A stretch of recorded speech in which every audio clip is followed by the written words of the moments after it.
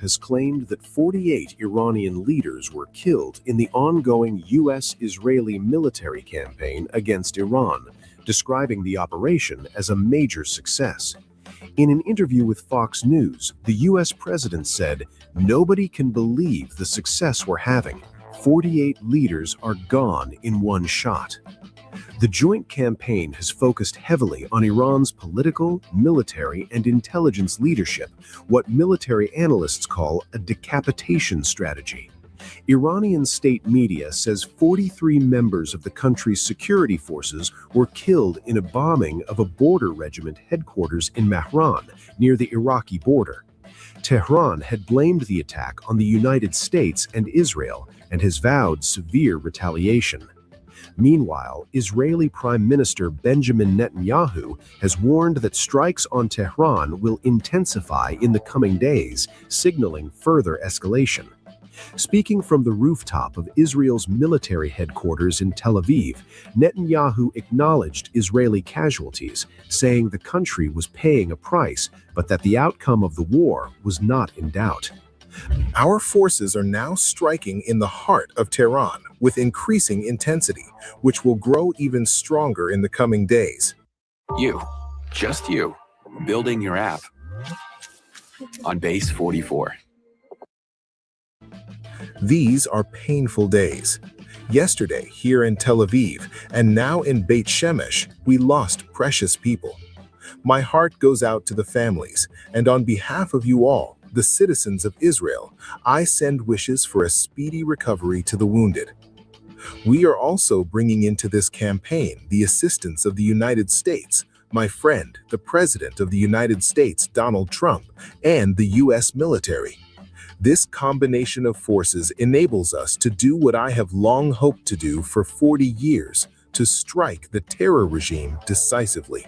A report by Axios has now said that the Feb 28th strikes were planned months in advance.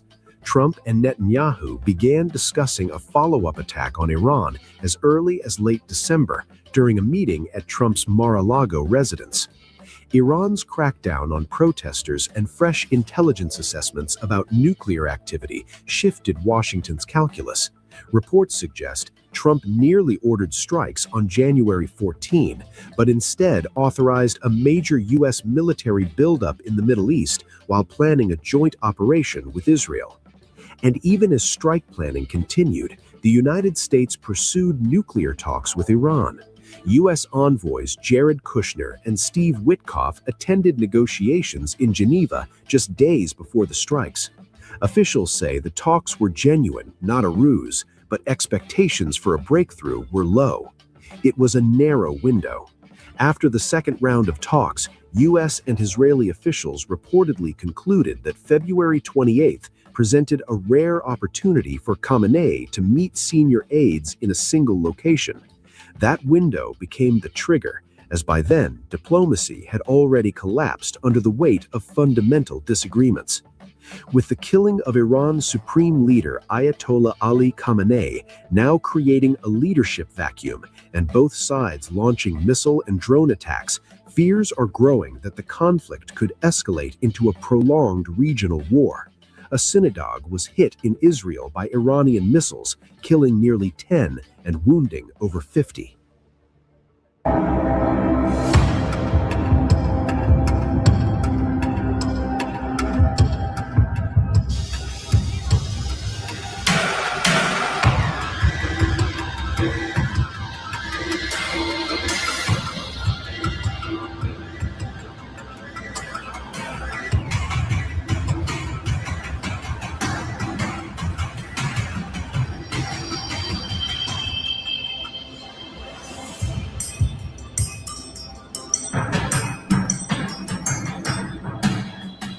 At least 9 people have been killed after an Iranian ballistic missile struck the Israeli city of Beit Shemesh, approximately 30 kilometers west of Jerusalem. Emergency services say around 20 others were injured in the blast. Israel's National Emergency Medical Service, Magen David Adom, confirmed that its medics are treating multiple casualties at the scene.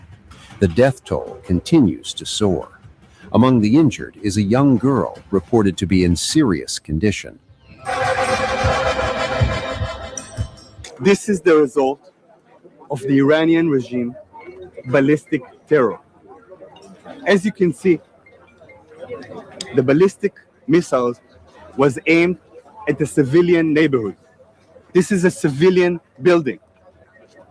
We had children inside this building, young children. We had elderly people in this building. One of these elderly people was a woman, an elderly woman, and she lived with a Philippine caregiver. The Iranian regime ballistic missiles murder this Philippine caregiver. But this is not only happening here in Israel. The Iranian regime is attacking the entire region. 8 countries, I repeat, 8 countries in the region were attacked by ballistic missiles of Iran. Not only Israel, Arab countries are targeted by Iranian regime missiles. And we say it very clear. We don't have any fight, any quarrel with the Iranian people. The only objective, the only quarrel is the Iranian regime murderous attacks. Most of those killed had rushed into a public shelter seeking protection as sirens warned of incoming Iranian missiles. Authorities say the majority were inside when a direct ballistic strike hit the structure.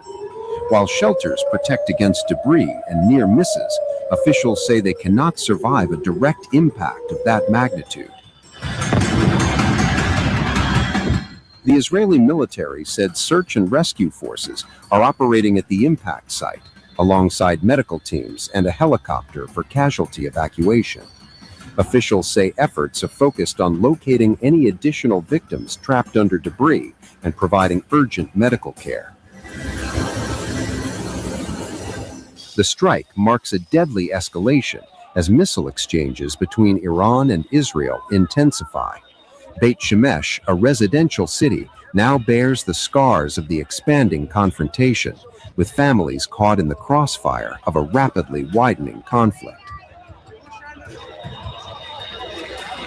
As emergency crews continue their operations, the human toll of the escalating hostilities is mounting, underscoring the growing danger facing civilians on both sides of the crisis.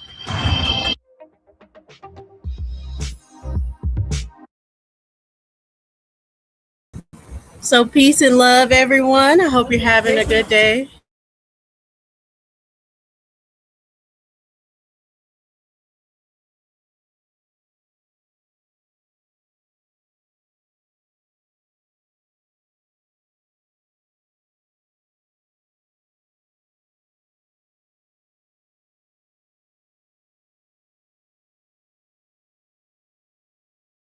Peace. Sorry, y'all. We're moving some things in the background, but I hope everybody's having a good day. It's nice today on Sunday.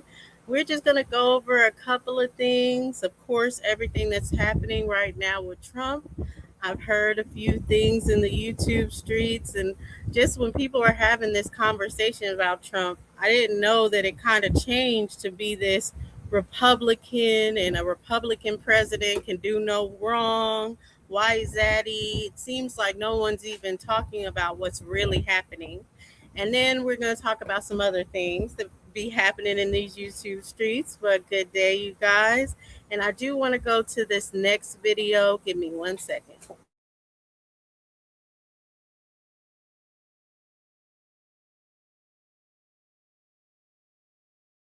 So I was hearing someone say, that everything could possibly be fake. They don't believe anything in the news. If this is really going on in Iran, where are they attacking the actual American bases, military bases in Iran? Curious about Ozempic or Wegovy, but not sure if your insurance covers it? That's where Bro comes in. Because let's be real.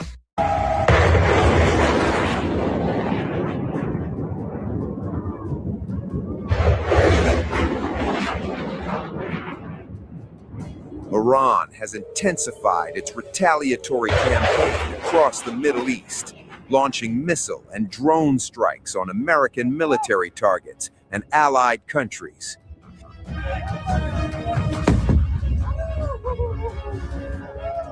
In the latest, the Iranian military once again targeted the United States naval base in Bahrain.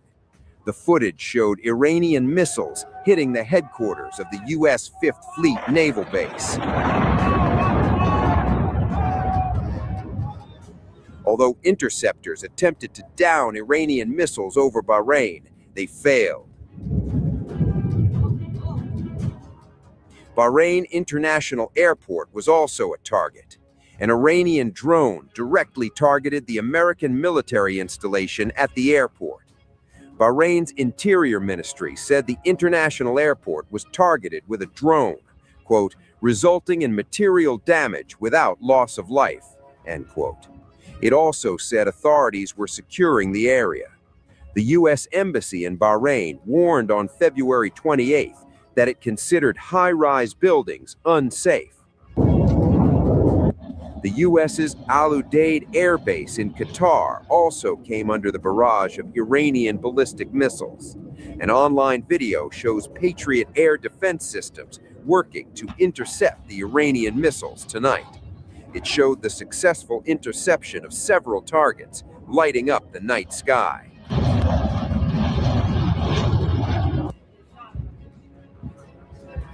Earlier, on February 2, 8 people were injured in Qatar after Iranian missile shrapnel landed in multiple locations across the country, following a barrage of Iranian missiles that Qatar said its air defenses intercepted. Al Jazeera reported citing authorities. Qatar's Ministry of Interior said 66 missiles were fired, and authorities received 114 reports of shrapnel falling nationwide. Qatar's Ministry of Foreign Affairs condemned the attack by Iran, calling it a reckless and irresponsible, as well as a flagrant violation of sovereignty and an escalation threatening regional stability.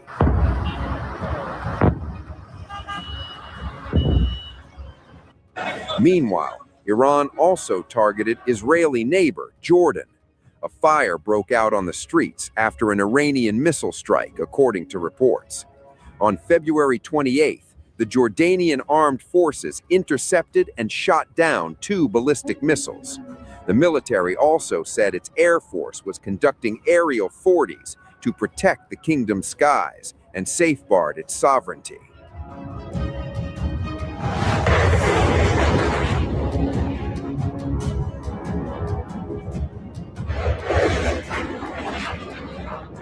Shocking footage now emerging from the Gulf, claiming to capture a high-speed Iranian ballistic missile making its way toward a major U.S. military installation, and Patriot air defense systems failing to stop it. In this clip, 3 Patriot air defense missiles fire in rapid succession, each attempting to intercept the incoming warhead. But against expectations, all 3 interceptors failed to connect. The warhead continues its deadly trajectory, slicing through the sky as defenses scramble. The Iranian ballistic missile warhead targeted the Al Udeid Air Base in Qatar, a key hub for U.S. operations in the Middle East. Al Udeid houses thousands of U.S. and coalition personnel, along with critical command and logistics elements. The base has been central to American military efforts across the region. Al Udeid also came under Iranian attack last year in response to Israel and America's strikes that killed several officials and damaged nuclear sites in Natanz, Isfahan, and Fordow. Defense officials are now assessing damage and personnel safety as tensions remain dangerously high following a series of retaliatory strikes between Iran, the United States, and allied forces.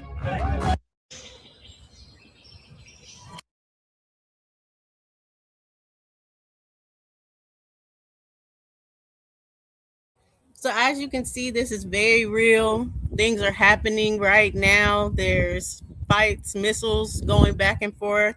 I think there have been rumors of hits in Dubai. I've seen some of the footage. I'm not quite sure if it's really Dubai that the footage is from, but definitely there's been talk of it already reaching Dubai as well. So where is this fake? Why are people saying that there's nothing happening in the background? This is just an attack to be like on Trump. Like what? So and I'm not really for, against, or anything like that. I don't believe in politics altogether. But my question is, what are people thinking that is actually happening right now? Do people even believe that this is growing to a World War III, or if this is just something that will calm down in the future? It's definitely been something that has been rising or on the horizon for over 5 years now between Iran, US, and Israel relations. But when people are talking about Trump, all they're talking about is him being a Republican and they're Republican and how horrible the Democrats are. What are you talking about? We're talking about a potential World War III right now, and you're talking about whether Republicans are good. But I did want to also go into, because there's a lot going on that people just don't seem to be aware of. Before we get into the past and really seeing how this correlates with the First World Wars, I do want us to continue a little bit and seeing what is happening right now.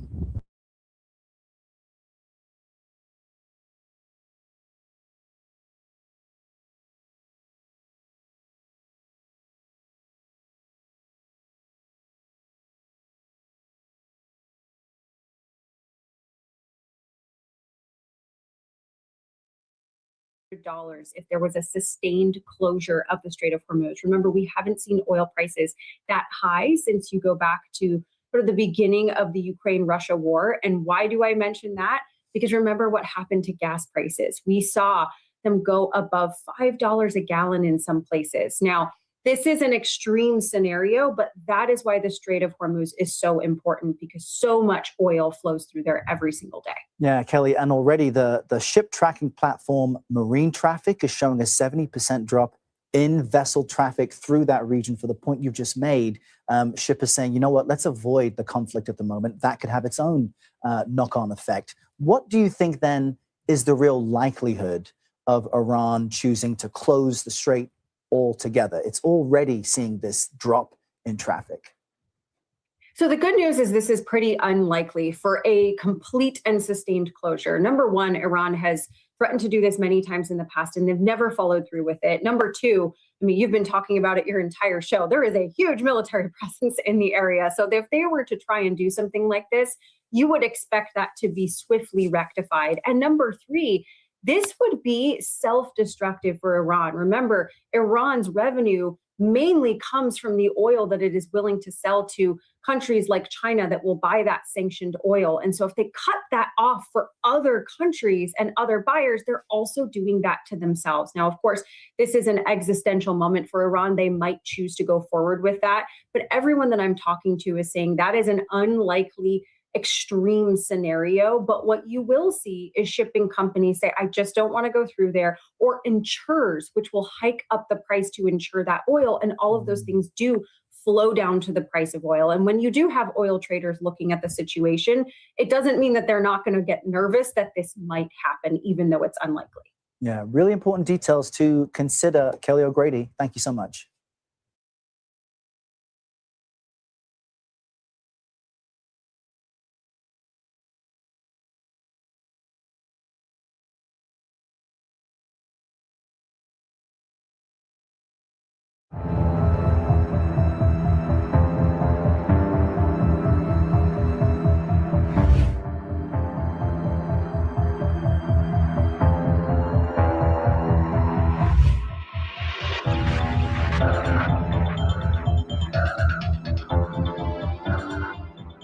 China is arming Iran with attack drones, advanced missiles, and electronic warfare systems, right as the United States builds up its military presence for potential strikes against Tehran. Could this be the spark that ignites a new Middle East conflict? The tension comes after the 12-day war between Israel and Iran in June 2025, which left Iran's air defenses and nuclear infrastructure severely damaged. Tehran is now scrambling to rebuild its military capabilities, and China has stepped in to fill the gap. Beijing has already delivered kamikaze drones, also known as loitering munitions, designed for precision strikes. At the same time, China is supplying air defense systems like the HQ-16 and HQ-17AE and negotiating deals for supersonic anti-ship missiles and hypersonic glide vehicles. Analysts warn these weapons could threaten U.S. aircraft carriers, stealth jets, and naval operations in the Arabian Sea and Persian Gulf. China's support isn't just drones and missiles. Reports indicate Iran is receiving strategic radars capable of detecting stealth aircraft like the U.S. B-2 bomber, plus electronic warfare systems to jam F-35 jets. Chinese satellites are also providing navigation and timing for Iran's missile systems, dramatically improving precision. This marks China's largest military aid to Iran yet, signaling a deepening strategic partnership that could directly challenge U.S. influence in the region. The U.S. is watching closely. Secretary of State Marco Rubio has highlighted Iran's pursuit of intercontinental ballistic missiles, while American forces have been deployed across the region in a show of force. President Trump is scheduled to meet Xi Jinping in late March 2026. While trade will dominate, China's arming of Iran could complicate talks and increase tensions, with experts warning a single misstep could trigger a wider conflict. With U.S.-Iran diplomacy stalled, Chinese support emboldening Iran, and advanced weapons now in play, the Middle East is on a knife's edge. A sudden escalation could destabilize the region, disrupt energy markets, and pull in global powers. Is China deliberately escalating tensions, or is Iran simply defending itself? Could the next few weeks determine whether diplomacy holds or whether a new war erupts?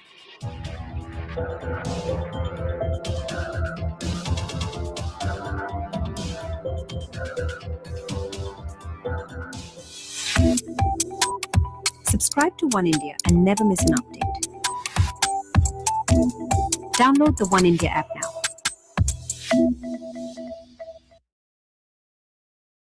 So that's China. Now we're going to get into Russia. But peace, Brother Nazir, Mike, Savage, Saint, OTK. Peace, y'all. Thank y'all for tuning in. So I just want y'all to see Russia's response real quick before we get into really this luminous forecoming or foreshadowing of what is or could happen. And then we can go into a little bit of how even the past world wars came to be or started.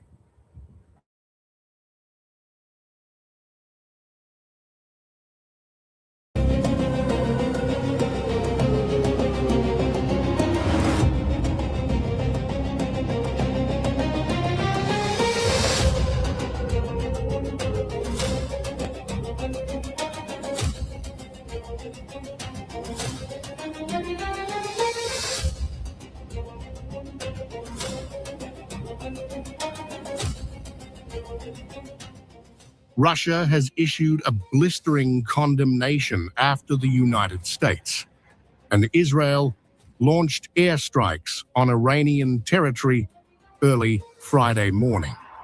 In a strongly worded statement, the Ministry of Foreign Affairs of the Russian Federation described the operation as a premeditated and unprovoked act of armed aggression against a sovereign UN member state.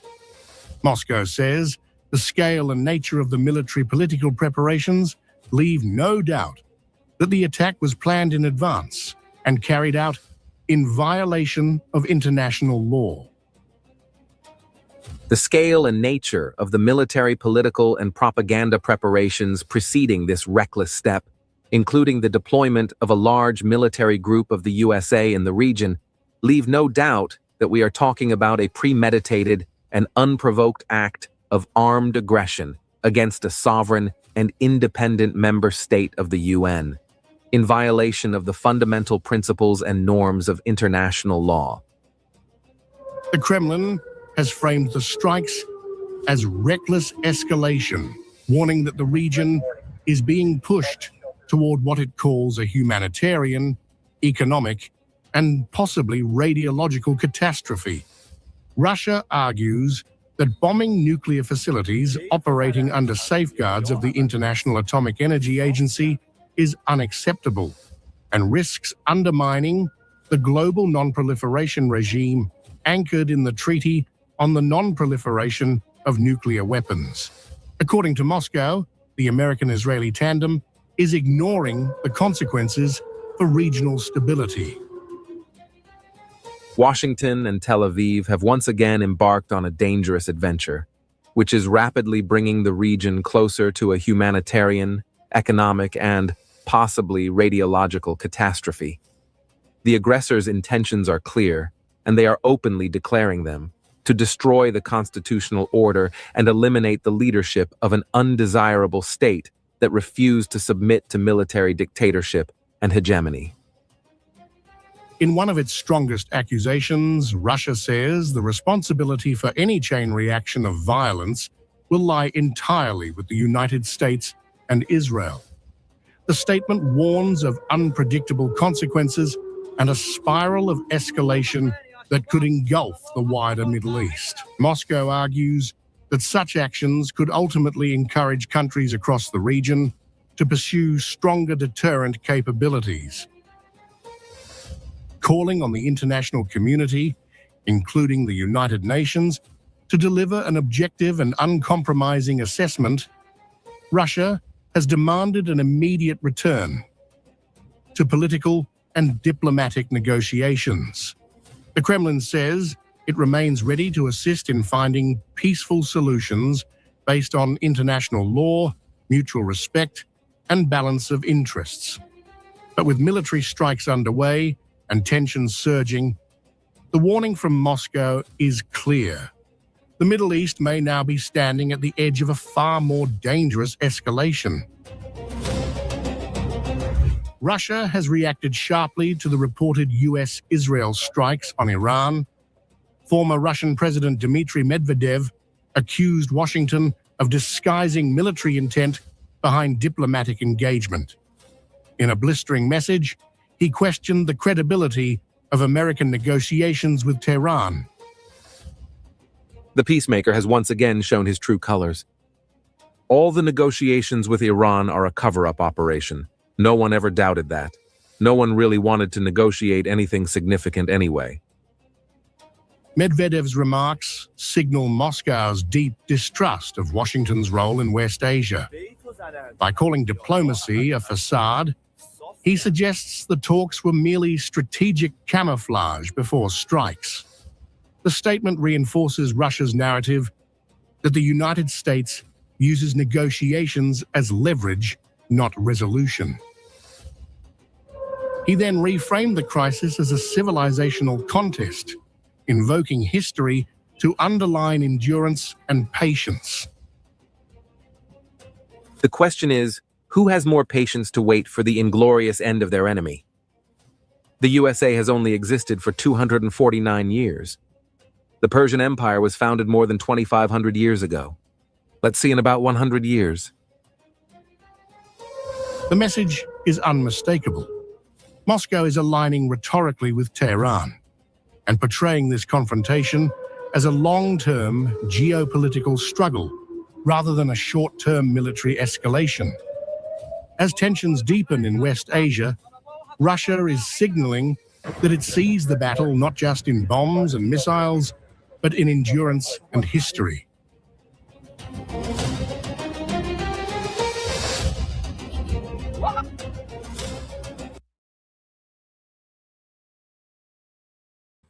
So yeah, I haven't seen a plethora of people talking about the potentials of World War III, but I agree, Brother Nazir, it's both. But I'm just like, how can we not be talking about that? This could be a World War III in our lifetime that's going down right now, and people are still making this about Republicans or Democrats or Kamala Harris being in office. No one wanted Kamala Harris in office, but this is serious. This does affect all the population, and we have to talk about, it in a logical sense, not in a sense, oh, it's definite, it's just a clear division or winner or anything like that. We'd have to really talk about the implications of what's going on when there is an assassination of an important figure and how that has manipulated even world wars in the past. But I did want us to get into what Trump said when he was saying, as far as the leader, the Iranian leader being killed.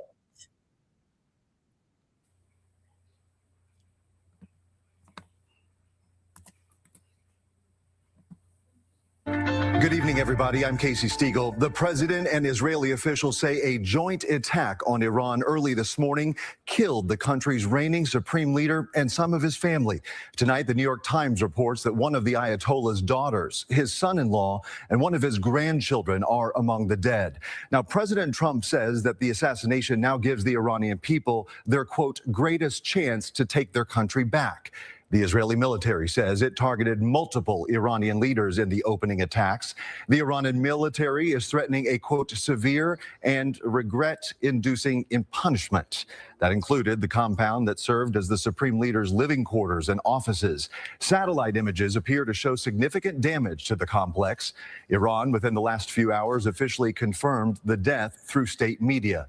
Ali Khamenei has been near or at the top of the political power structure since the beginning of the Islamic Revolution. Khamenei was president of Iran from 1981 to 1989. The 86-year-old has been the supreme leader of that country since 1989. More on the important history for better context in a moment. But first, today's escalation. This is brand new video released not long ago from U.S. Central Command. Fox News reports the U.S. carried out nearly 900 strikes in the first 12 hours of this operation. More than 200 people were killed in Iran and nearly 800 more were injured in the initial salvo. Iran fired hundreds of missiles at U.S. facilities in Arab nations in response. Now, so far, there have been no reports of American casualties, and the damage to U.S. infrastructure is minor. The operation, though, could last several weeks. This evening, the Israeli military says it began a fresh series of strikes targeting Iran's missile and aerial defense systems. President Trump has not made any new public statements tonight, but here is what he shared shortly after the initial attack today. We're going to destroy their missiles and raise their missile industry to the ground. It will be totally, again, obliterated. We're going to annihilate their Navy. We're going to ensure that the region's terrorist proxies can no longer destabilize the region or the world. Here is a look inside the Situation Room at the White House during the strikes, which the Trump administration has codenamed Operation Epic Fury.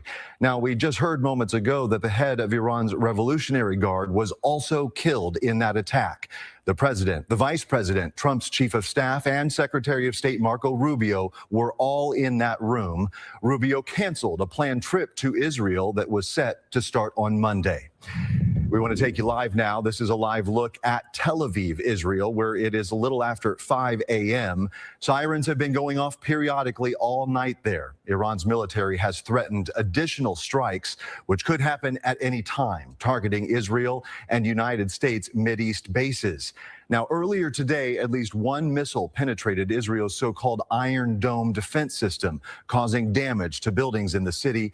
At least one person was killed. Here, in fact, is a better look at that damage right in the heart of Tel Aviv. This video shot by Fox News Channel's Trey Yingst, who is reporting there on the ground. First responders have been digging through the rubble of the strike site, searching for the injured. Israeli media is now reporting at least 20 people were hurt. Many were treated on the scene, but at least one person said to be in critical condition. Dubai and the neighboring United Arab Emirates also struck by Iran's retaliatory fire. Debris from an intercepted Iranian missile hit a luxury hotel there, causing an explosion and then a massive fire. Witness video showing the flames from the posh hotel. At least 4 injuries were reported. Iranian forces also targeting Abu Dhabi, killing 1 person.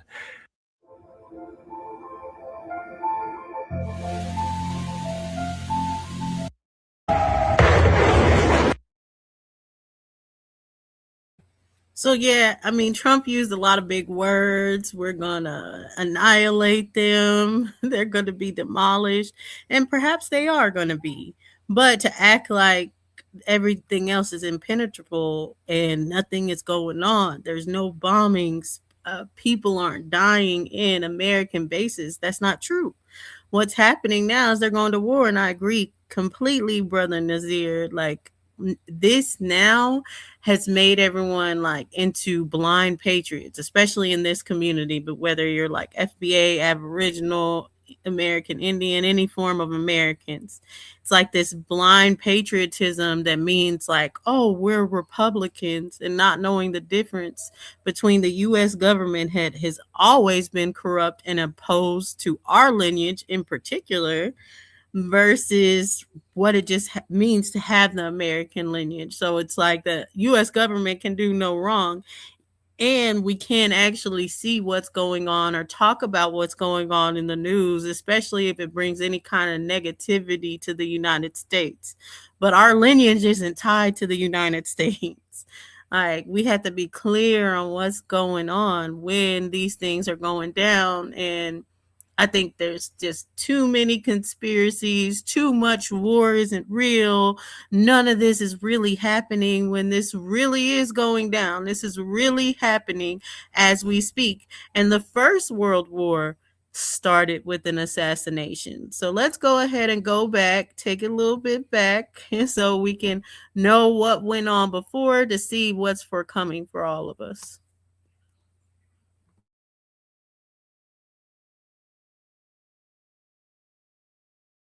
It was called the War to End All Wars. Unfortunately, World War I didn't deliver on that promise. It was, however, the first time in the history of planet Earth that nations from around the world fought in a single war. It started with an assassination and a series of questionable decisions. We can point fingers and play the blame game, but really there is no single person or country that holds all of the responsibility. Could the war that killed millions have been prevented? Most definitely. Let's take a look at what caused the Great War, explore how it could have been prevented, and learn how to not repeat the mistakes of the past. World War I lasted from 1914 to 1918 and included countries in Europe, Russia, the United States, and countries in the Middle East. The 2 main sides of the war were the Central Powers, which consisted of Germany, Austria-Hungary, Italy, the Ottoman Empire, and Bulgaria, who fought against the Allied powers of France, Britain, Russia, Portugal, and Japan. Later in the war, the United States would also join the side of the Allies.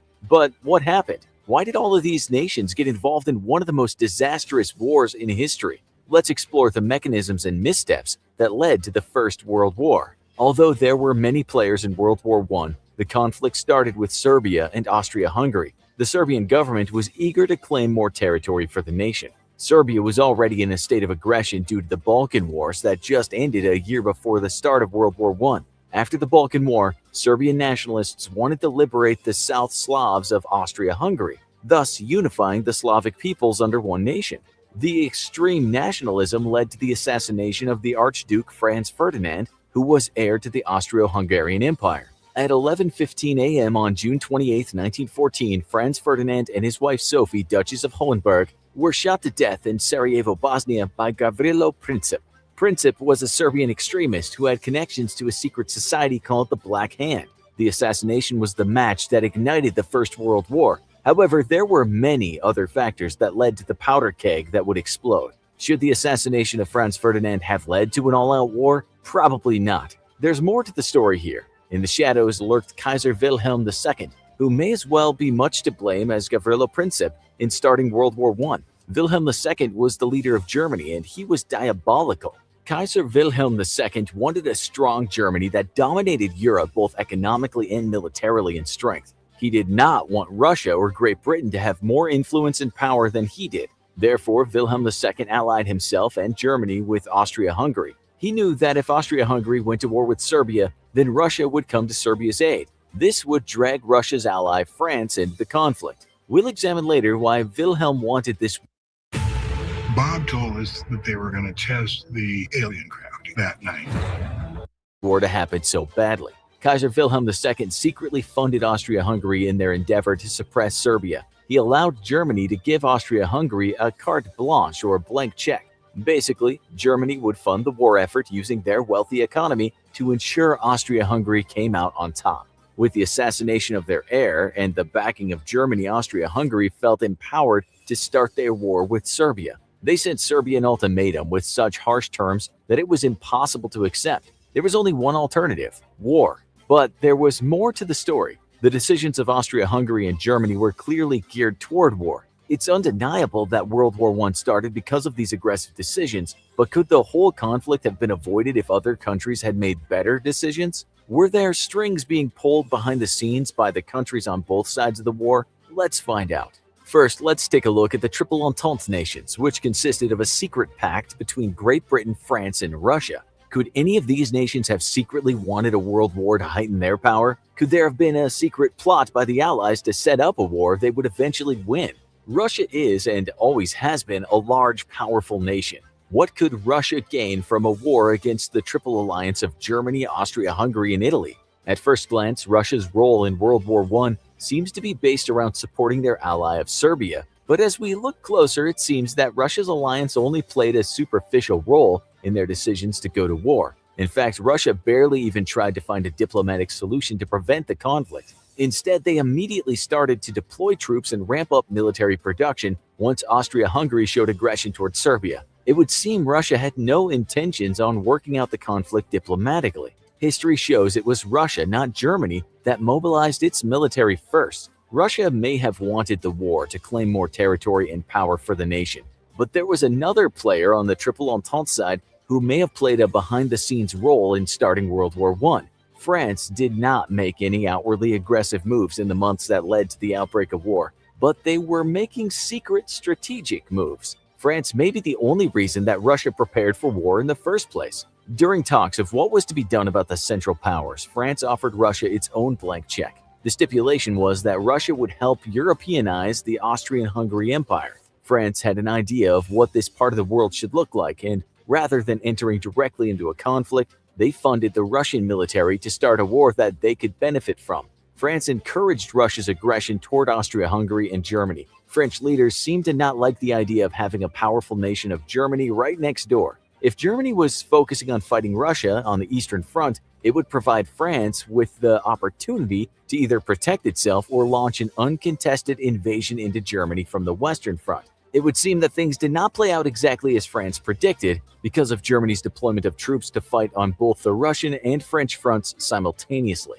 Now, if the shady actions of France leading up to the start of World War I surprised you, then what Great Britain did may shock you even more. Britain was a dominant force in colonization and had control of the seas with their powerful navy. Would they benefit from an all-out war in Europe?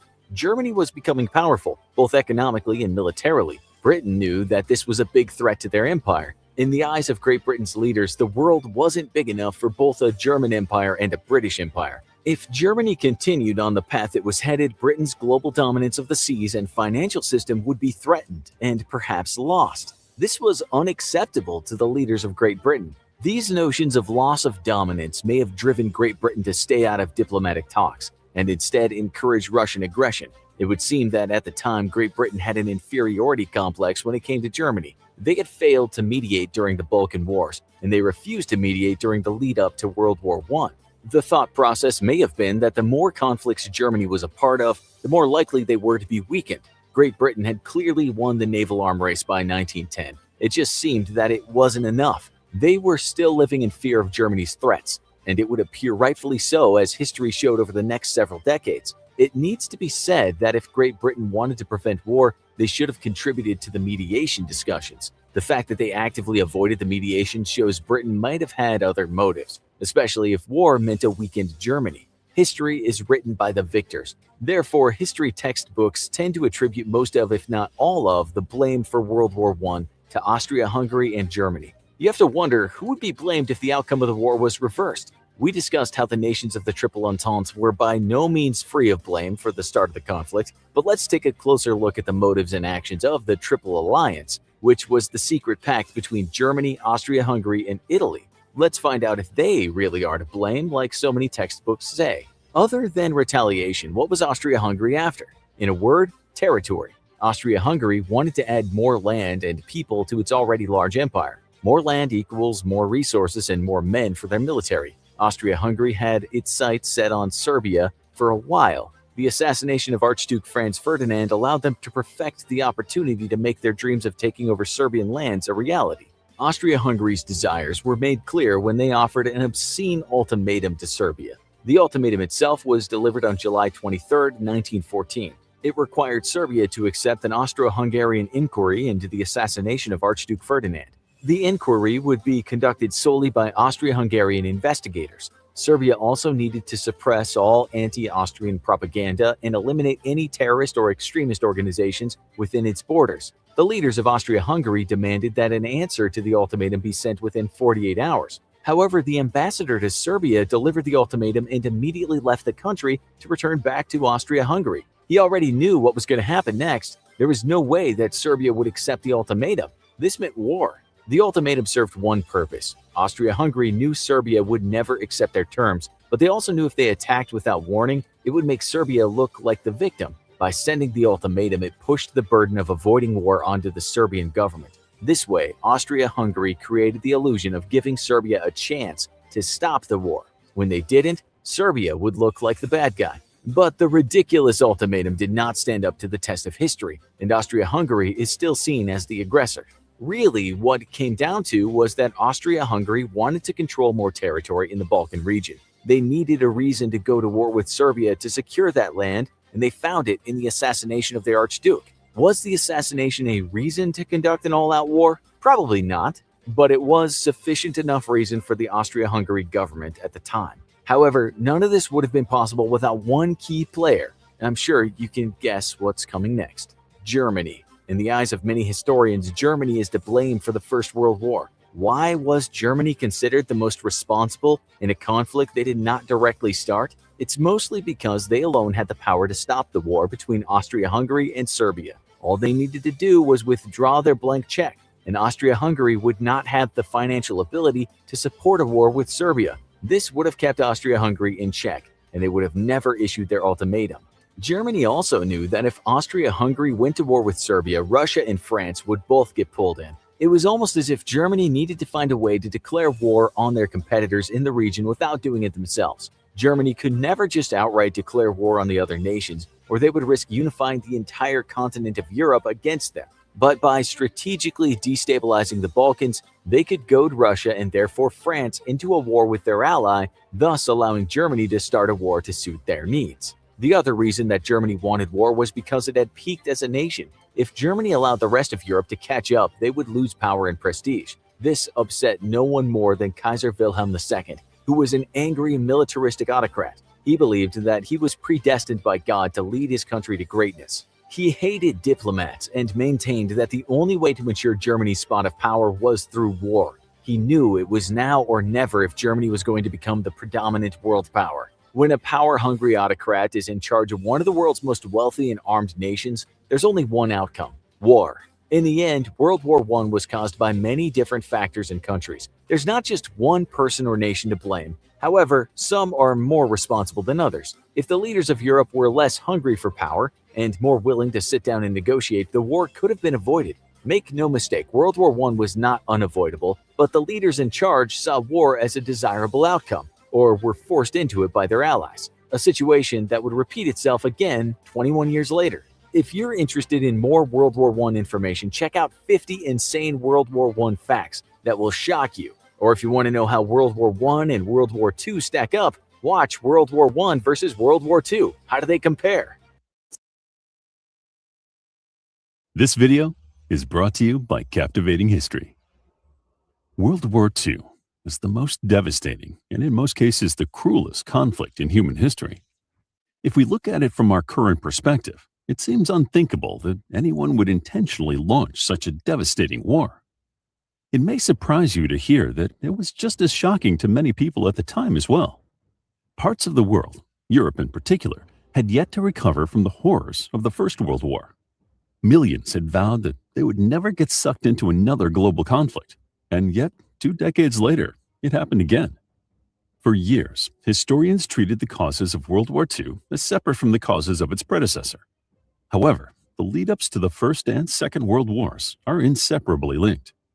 When Germany was united in the Franco-Prussian War of 1871 to 1872, it immediately cemented into a rich and powerful country. However, its late arrival meant that it did not gain the prestige and power it believed the nation deserved. It was kept out of the major trade networks and could not expand its colonial holdings. In short, Kaiser Wilhelm and the German government felt they had been disrespected. German frustration was only one cause of World War I, but it was a crucial one. However, the Wilhelmine bid to gain more influence failed, and the Entente powers in the war defeated them. But that only exacerbated the gap between German self-perception and their actual stature in the world.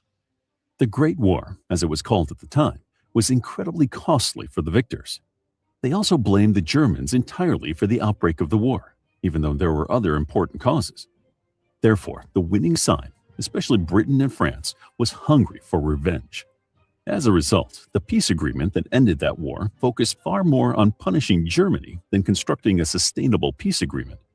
Therefore, the agreement included several causes that most Germans considered humiliating. The victors were not satisfied with blaming the defeated party for the war. They also sought compensation and forced Berlin to pay war reparations. The amounts of money involved were crippling, and France also demanded wildly excessive quantities of coal that were difficult for the vanquished party to provide. Perhaps most painfully, parts of Germany were stripped away and handed over to other countries. However, the United States worked to defang the agreement somewhat.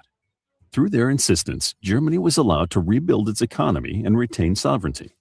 They also allowed the defeated side to maintain a small but potent military force. The peace agreement was poorly designed. It was not forgiving enough to bring Germany into the fold. However, it was not harsh enough to prevent the defeated nation from rebuilding and ultimately taking revenge. American President Woodrow Wilson identified some of the leading causes of World War I and aimed to prevent their recurrence. One measure he suggested was creating a League of Nations, not too different from the modern United Nations, which would help states resolve their conflicts. However, the enterprise was doomed from the start. Wilson was in the process of selling the idea to Congress and the American public when he fell victim to a stroke. The motion to join the international organization was defeated. The League released feeble condemnations when Germany repeatedly violated the Versailles Treaty.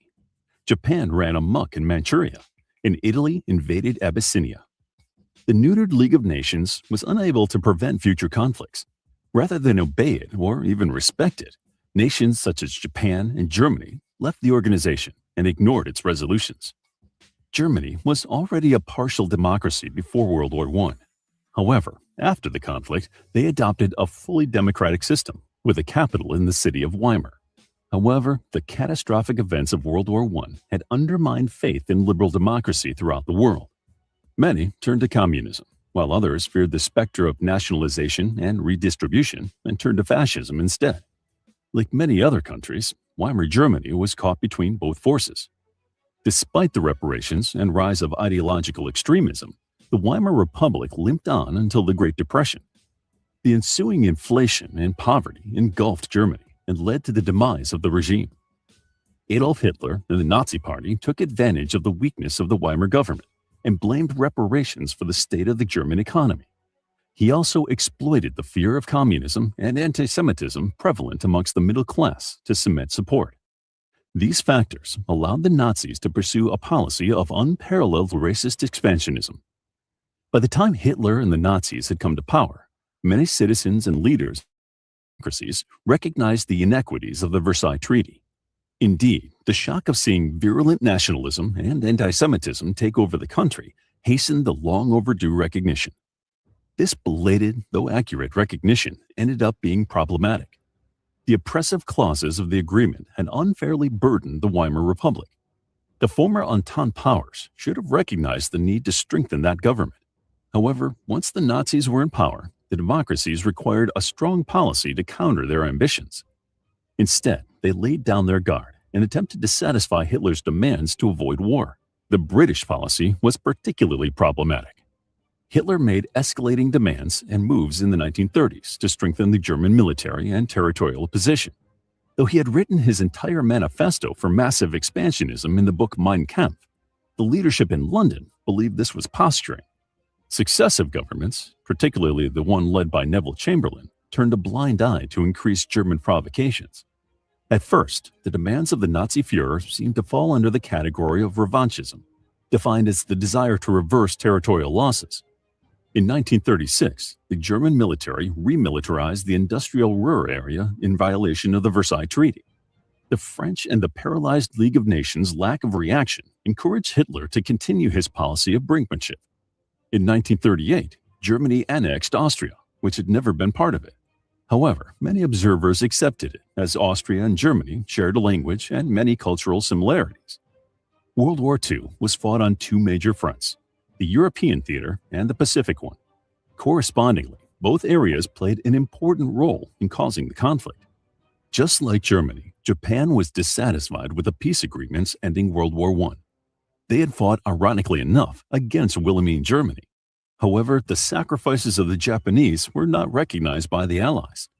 A combination of frustration with their position in the world and the 1929 stock market crash's fallout pushed Japan towards a militaristic regime. Unwilling to continue to exist at the mercy of Western colonialism and their monopoly on trade, the island nation embarked on a mission to secure the resources and territory needed to establish their empire. Starting in 1931, the Japanese increased their influence in Manchuria, a province of China. By 1937, they refused to recognize Chinese sovereignty and launched a full-scale war against their larger neighbors. In 1938, Hitler pushed to annex the Sudetenland, a mountainous region in Czechoslovakia. Though ethnic Germans populated the area, it was essential for Czechoslovakian national security. British Prime Minister Neville Chamberlain and French Premier Édouard Daladier negotiated with the Nazi government in Munich, agreeing to the German annexation of the area. The Führer agreed, formally waiving all future demands on the rest of the country. Chamberlain returned to England and announced he had made peace for our time. However, Hitler flagrantly violated the agreement. In March 1939, German troops marched into Prague and put an end to Czechoslovakian independence. The French and British knew they had been duped and prepared for war. The Soviet Union had been a close ally of Czechoslovakia. However, when the Western Allies abandoned the country, Soviet Premier Joseph Stalin adjusted his foreign policy. Moscow decided to sign a non-aggression pact with Nazi Germany, doing so on August 23, 1939. That cleared the final and most blatant German provocation. On September 1, 1939, Germany invaded Poland on a flimsy pretext. By this point, no one believed their rationalizations. Both London and Paris declared war on Nazi Germany. The British and French policy of appeasement played a significant role in paving the road to war. However, more than anything else, it was the gaping open wound of World War I that guaranteed a grim sequel. To learn more about the history of World War II, check out our book, World War II, a captivating guide from beginning to end. It's available as an ebook, paperback, and audiobook. Also, grab your free Mythology Bundle ebook for free while it's still available. All links are in the description. If you enjoyed the video, please hit the like button and subscribe for more videos like this. I have a 134 IQ. I make less money than... So now you can see as far as the origins of the World War I, World War II, we see as far as who are the players on the board and how these countries use these conflicts as far as to benefit for themselves, whether it's land expansion, resources, different things like that. So We're seeing the same things play out today. We're seeing the resources. We saw Venezuela, the oil, but no one understood the Iran. How is that connected to Venezuela? So that's a lot of stuff I want to get into as well. I want to get everyone up to speed on what's going on first.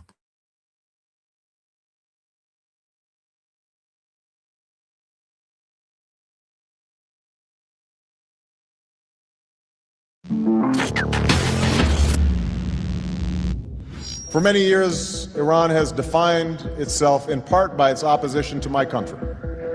And there is, in fact, a tumultuous history between us. States like these and their terrorist allies constitute an axis of evil, arming to threaten the peace of the world. Relations between Iran and the United States have been mostly adversarial since the 1979 Islamic Revolution. Here was not an embassy. It was a CIA center. This was a den of espionage, where they were plotting against the Iranian people. But the seeds of animosity between the two countries were planted decades before. In 1952, Time magazine chose Iran's Prime Minister, Mohammad Mossadegh, as the 1951 Man of the Year for his efforts to nationalize his country's oil wealth, despite mounting economic pressure from Britain. Mossadegh was Iran's 35th Prime Minister, but his government succeeded in doing what no other Iranian leader was able to do before. He went against British interests in his country and deprived the Navy from securing oil supplies. To understand how important this chapter is in Iran's history and how it shaped its future and its relations with the US, we have to go back to the start of the century, when Iran was still known as Persia. Like many states in the region, Iranian oil wealth was monitored by foreign countries since its discovery. In 1901, the British government encouraged entrepreneur William Knox Darcy to invest in Persia's oil sector. The British brokered a deal between Darcy and the then Shah of Iran, Muzaffar al-Din. Darcy was granted a 60-year concession to prospect, transport, and sell petroleum, natural gas, asphalt, and minerals in 3/4 of the country. Under the deal, the Shah was given a lump sum of £20,000 in cash and a further £20,000 in shares, with Iran set to receive only 16% of the profits. The Darcy Agreement is known historically as the deal that compromised Iran's ability to benefit from its own oil wealth for decades. In 1908, a significant oil reserve was found at Masjid Suleiman in southwestern Iran. It was the world's largest oil discovery at the time, and it set off a wave of exploration that would change the region's future. After the discovery, the British government bought out the Darcy concession and the Anglo-Persian Oil Company that later became the British Petroleum Company, or BP, in 1954. In the coming era, navies and national economies would be powered by oil, replacing coal. Iranian oil helped the British Navy substantially during World War I. Winston Churchill, who secured the purchase of the shares from the Darcy concession, affirmed the importance of Iranian oil. Fortune brought us a prize from fairyland beyond our wildest dreams. For the next 50 years, Iran's vast oil reserves came under British control. That is, until Mossadegh came into power. After World War II, Shah Mohammad Reza Pahlavi's rule was weakened by the rise of nationalist voices in the Iranian parliament. In March 1951, Iranian Prime Minister Haj Ali Resmara was assassinated by an ardent supporter of oil nationalization. Shortly after the assassination, nationalists in the Iranian Majlis, or parliament, nominated Mossadegh as their new prime minister. Fearing the strength of the nationalist movement, the Shah was forced to approve Mossadegh's nomination. And in May 1951, the Iranian parliament voted to nationalize the oil industry. Addressing his victory, Mossadegh said in a famous speech, "Our long years of negotiations with foreign countries have yielded no results thus far. With the oil revenues, we could meet our entire budget and combat poverty, disease, and backwardness among our people." The nationalization of Iranian oil was a blow to Britain's economic interests and to the survival of the British Empire. Views of the great refinery at Abadan are sufficient evidence in themselves of its size and importance. This great undertaking, built up over many years by British skill and with British money, has now been evacuated in humiliating circumstances. Britain took the matter to the International Court of Justice and placed an embargo on Iran's oil industry, making it impossible for Iran to sell its newly nationalized oil on the world market. The British hoped that economic pressure would threaten the popularity of Mossadegh and force him out of power. But Mossadegh was adamant. Abroad, that strange politician Dr. Mossadegh continued on his strange way, refusing every offer for settlement of the oil dispute. Desperate to regain control of Iran's oil industry, the British government approached the United States to assist in orchestrating a coup against Mossadegh. Harry Truman's administration rejected the idea of a coup in 1952, but when Dwight Eisenhower came to power in 1953, the British were able to persuade him by warning him of Mossadegh's communist alliances. Demonstrations and riots in the streets of Tehran have followed the usual pattern in that troubled country. With shouts of "down with the Shah," fanatical leaders have been rallying the people in favor of Dr. Mossadegh. The initial plan of toppling Mossadegh had failed, but the British and Americans eventually succeeded when they relied on royalists, the supporters of the exiled Shah. The country was divided between the Shah supporters and Mossadegh supporters. This is how pro-Shah demonstrators took over the streets of Tehran. Mobs set pro-Mossadegh newspapers on fire, General Fazollah Zahedi surrounded Mossadegh's residence with tanks, and protesters clashed with his guards.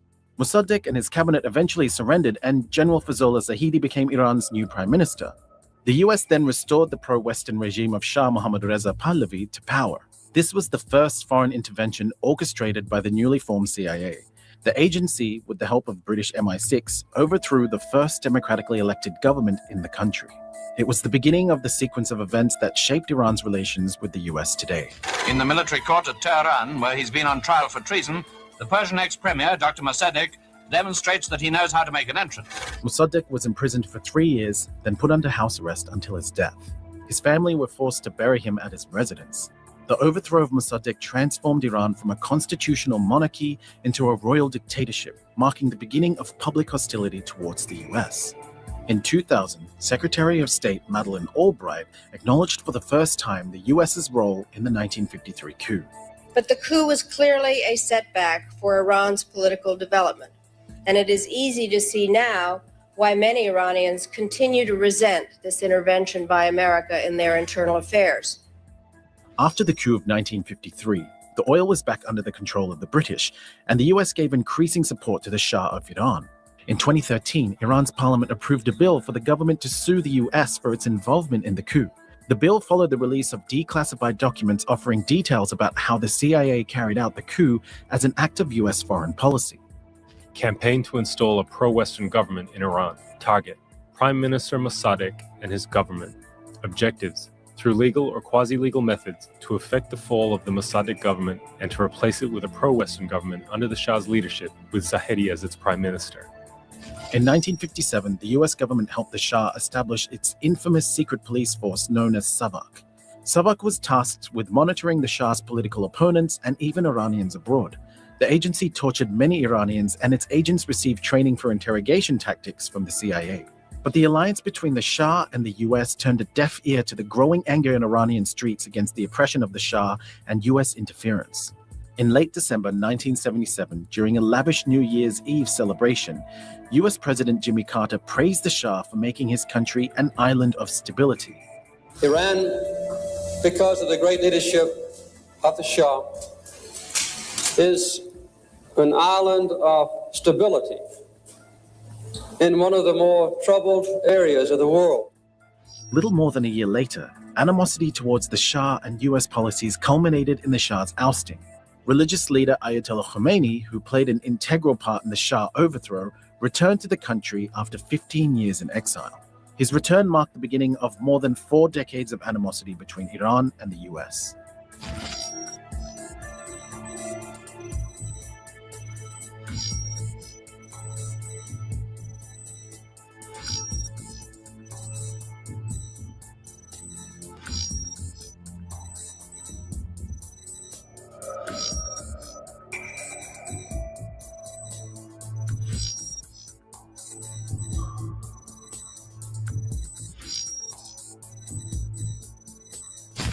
Since 1984, the US has designated Iran as a sponsor of terrorism. And although there were periods of negotiations and decreased tensions, changes in administration and Iran's proxy wars throughout the region have put the two countries at odds once again. Tensions between Tehran and Washington have been rising since the Trump administration withdrew from the Iran nuclear deal in 2018. For far too long, all the way back to 1979 to be exact, nations have tolerated Iran's destructive and destabilizing behavior in the Middle East and beyond. Those days are over. The US has taken several steps to put maximum pressure on the Iranian regime.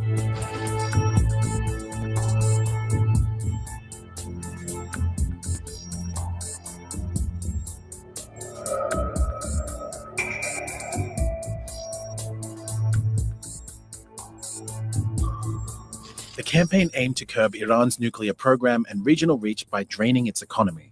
Iran responded to the maximum pressure campaign with a maximum resistance campaign. In retaliation, Iran showed off its ability to harm US interests in the region.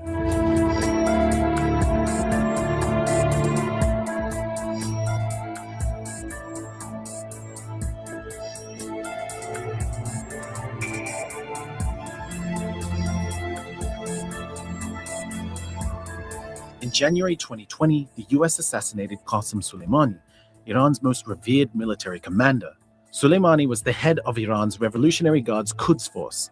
His controversial role in the war in Syria enhanced Iran's military presence in the region. President Hassan Rouhani drew parallels between Soleimani's assassination and the US-engineered coup of 1953.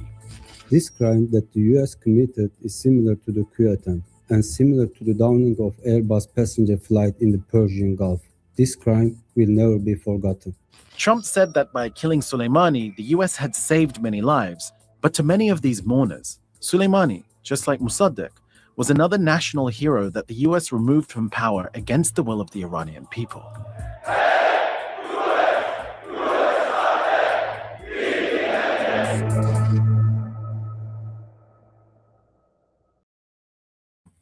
So peace, Yodi, peace, Jazzy. So that I was just showing like the basis, hold on, the basis of the history that's been going on between the US, the Iran, the Israel, all these things that are relations that we're now having these different talking points like Iran's not important to the US or Israel's not important to this or the US takes care of Israel. That's just the little homie. The Israel has to do whatever the US says or anything like that. Like we're not understanding who these players are because you're trying to make these United States components American and then discard the history of when you're calling these people the devil and all these decisions that people are making. These are the same people making these decisions today. This is the same people that are pushing World War III. They're not, oh, these are the Americans that care about the original American and all this other stuff that I hear all across YouTube when they're talking about the fact that we're going into serious territory here.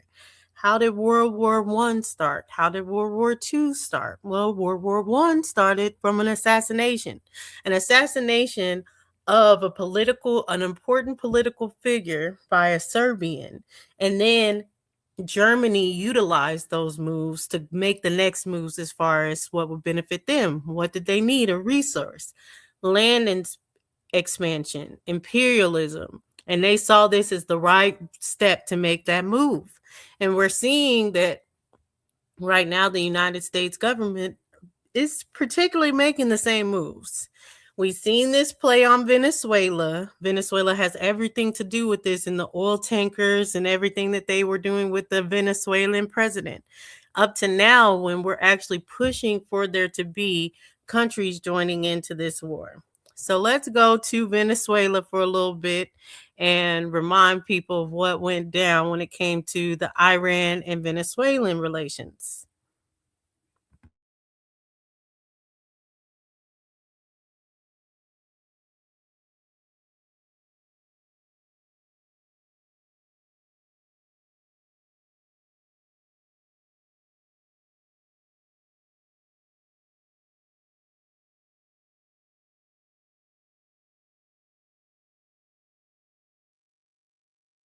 The Venezuelan capital, Caracas, the queue at the petrol station can last for days.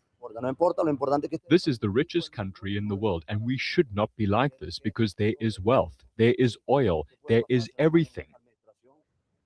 The shortages have plagued Venezuela for years, ever since its 1.3 million barrel a day refining network collapsed. which critics blame on underinvestment and mismanagement by the state oil company. Now, President Nicolas Maduro has turned to Iran for help, for fuel itself and chemicals to help get the oil industry back on track. Those 5 ships are bringing gasoline. Regarding the technical support for the reactivation of the refinery, what the Venezuelan government asked us for in the past weeks was to bring input materials, catalysts, which Iran brought through the planes. Ship tracking shows the first of the 5 tankers left the Iranian port city of Bandar Abbas in March. The first tanker, Fortune, is expected to arrive in Venezuela in the next few days. Iran is a longtime ally of Venezuela and fellow rival of the United States. Both countries' oil sectors are already under US sanctions. The White House says it's considering how to respond to the shipment. This would be an example of the Iranian regime taking the wealth of the Iranian people and wasting it in Venezuela on Maduro. The US is one of more than 60 countries trying to push Nicolas Maduro from power, recognizing opposition leader Juan Guaido as president. A force of US vessels, including Navy destroyers, patrol the Caribbean on what US officials say is an anti-drug mission. Venezuela sees the vessels as a threat and is sending its own military to escort the Iranian tankers through its territory.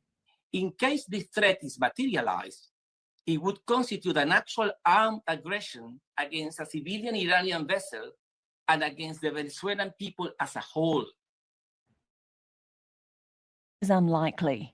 Nobody in Washington wants a war or any sort of conflict with Iran over Venezuela in the current circumstances. So although the U.S. Commander-in-Chief of the Southern Command has expressed concern over this, and Washington is clearly watching it closely, I think in the current circumstances, that's probably going to be the extent of it. Venezuela and Iran say the trade is a win-win for both countries. Iran got much-needed gold, Venezuela the oil, and both got to send a message to the United States. Alexia O'Brien, Al Jazeera. Imagine being able to... So as you could see, that's from like 6 years ago. So, and that didn't age quite well from the analysts that said this won't progress into conflict. But we always know, or we should know, that usually these are things that are being set in place. They're doing things and years on end because they know that, yes, this is going to eventually lead to war or different things, especially when there's a resource on the line. So we see this play happen every time. There's a resource, whether it be a monopoly of a resource or seeking the actual resource in itself, then all of a sudden the person that has, or the country that has the resource, they are a threat of weapons of mass destruction or nuclear weapons that have to be put in check. So we're seeing this cycle that's happening over and over again, and yet people are arguing that this is different. People are arguing that, oh, this is the president that's finally for the people. There is no president that is ever going to be for the people. They know what agenda each president that they select is going to be on years prior to selecting them as the president, because they know of what they plan to do and where they plan to attack or what countries they plan to go for. So no different from where they placed Obama in the position so he could start utilizing military bases of the United States in certain parts of Africa, because that was the only untapped land at the time that didn't have the positioning of military bases to keep everyone in check. But then after the Obama administration, that was set in place. Everywhere that the United States military needs to be, a base is there. So we always see, as far as when they're choosing these presidents, there's always some kind of agenda. There's always something that they're going to push. It's never that the people came in and said, oh, we the people are saying that Trump is going to be the best for us. No, there's always a backhand agenda that's going on, and that we could actually see what's going on if we were just paying attention to years to come. So again, that was 6 years ago. Let's go to 2 years ago, where we start seeing the conflict arise between the United States and Iran. For decades, Iran has interfered with maritime traffic in the Persian Gulf region, using sea mines, speedboats, helicopters, and other military means for political reasons. Around a quarter of the world's oil market goes through this strategically important economic artery. Over the last several weeks, we have seen heightened tensions in the Persian Gulf. There are cyber attacks on these ships. The Iranians have been known to turn off their tracking devices on their ships, which is illegal and extremely dangerous. And then they were actually impounding the ships. The most recent incident involves 3 tankers seized by Iran over the course of several weeks. This is definitely more of an escalation rather than a negotiation. Iran alleges that one tanker had hit another vessel, something disputed by maritime tracking data that showed no such incident. Iran has said the other 2 tankers were seized over ownership disputes. So what's going on behind the scenes with this is that, as we know, Iran oil is sanctioned, and so they are not permitted to be selling their oil on the global market. And so the United States is actually patrolling the waters for oil that's being illegally sold. There's these shifting dynamics in which Iran has been upstarting its malign activities again, and it's going to disrupt not just our global economy, but our maritime security and awareness. The U.S. also seized a tanker recently accused of transporting Iranian oil. The United States seized the tanker containing Iranian oil because it's breaking the sanctions. The Strait of Hormuz is a 21-mile-wide choke point that ships encounter before entering the Gulf of Oman and the Arabian Sea from the Persian Gulf, which itself is a critical artery for energy products worldwide. The U.S. Navy's 5th Fleet, headquartered in Bahrain, is responsible for maintaining a secure environment for the U.S., allies, and partners in the region. What's truly problematic about this is if the Iranian malignant activity rises to a certain level, insurers will truly problematic about this. The 5th Fleet, headquartered in Bahrain. Now, I wanted to go back because just want to point this out. I know people probably have been coming in as far. Peace to you, Milestone Stock. So you haven't been here since the beginning. I showed as far because people were saying that, oh, this isn't real. There is no war. There will be some kind of attack on American military base if we were really at war with Iran. Well, I showed that they've already attacked Bahrain. Iran did. They sent their missiles. So you already have Americans that were taking videos from the site as far as what's going on with the missiles. And they try to say that they've intercepted all the missiles or anything. But that's why it's important to actually utilize different sources, different news outlets, because sometimes you're not getting the full picture if you just focus on one side of the news sector. So I like to look into a lot of different things. But yes, so Bahrain has already been sent nuclear or missile attacks from Iran.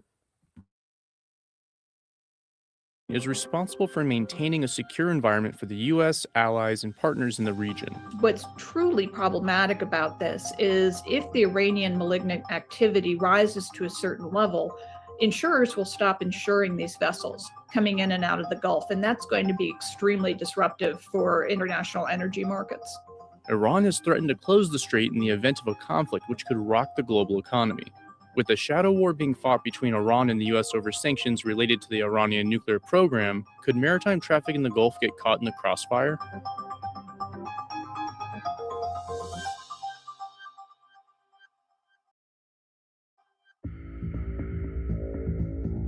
Back in 1980, then President Carter laid out what is referred to as the Carter Doctrine in his State of the Union address that year, which is that the United States will guarantee the free flow of energy out of the Gulf. After USS Samuel B. Roberts hit the mine, President Reagan ordered U.S. forces to strike back.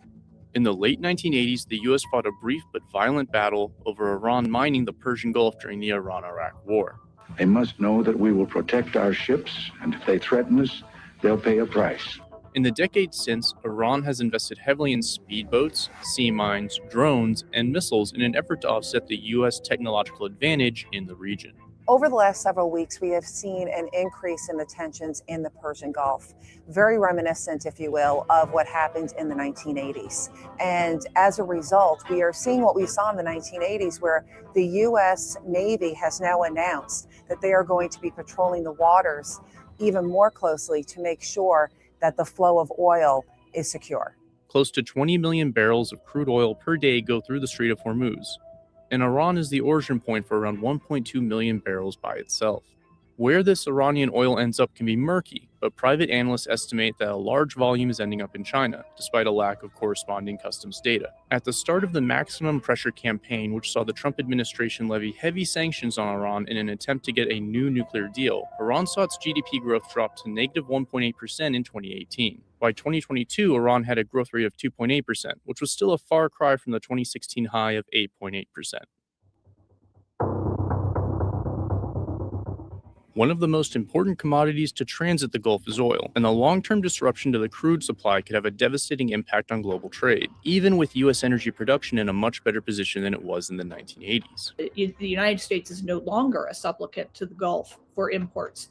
We are one of the world's big three energy producers, along with Russia and Saudi Arabia. So we're in a completely different posture. And in a way, this is an opportunity for us to review what we are putting into security for the Gulf and why we're doing it when their lead export market is now China, not the United States. The reason why they're escalating now is because of the impact of the sanctions. Despite sanctions, Iranian oil still is in high demand, which presents both targets for U.S. enforcement, but also opportunity for Iran to get much needed hard currency to support their crippled economy.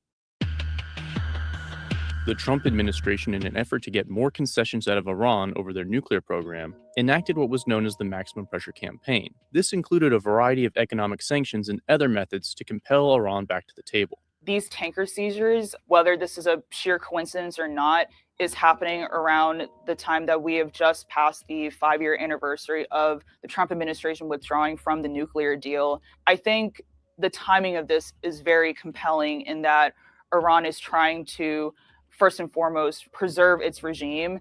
And by doing so, they want to continue trying to advance their nuclear weapons program. The failure to forge a new nuclear deal has left a dark cloud over U.S.-Iranian relations. And now that there are reports of Iranian nuclear enrichment nearing what is known as the breakout stage, where the country would be in a position to rapidly develop a nuclear weapon, things are getting even more complicated. Getting back in some version of the Obama-era nuclear deal has been a top priority for President Biden, and they've tried mightily to reason with both the Iranians and the Russians through the negotiations in Geneva. I, for one, am somewhat skeptical that you could reason with either party, but they've tried. And certainly their very permissive attitude toward both the shipping harassment and the sanctions-busting smuggling, I think, has been part of their effort to keep the Iranians engaged, and also, quite frankly, to try to keep energy prices down here in the United States.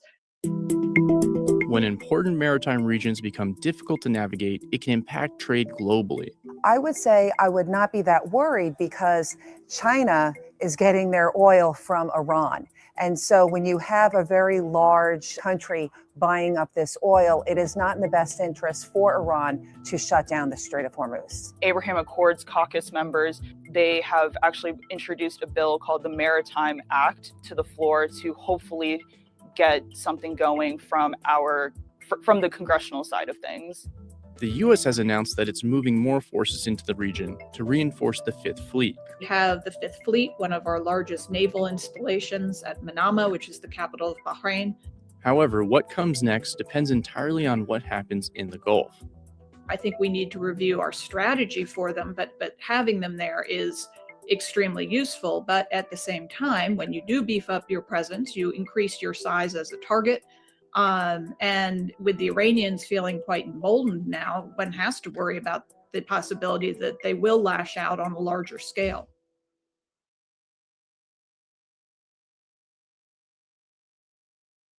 And I totally agree, Brother Nazir.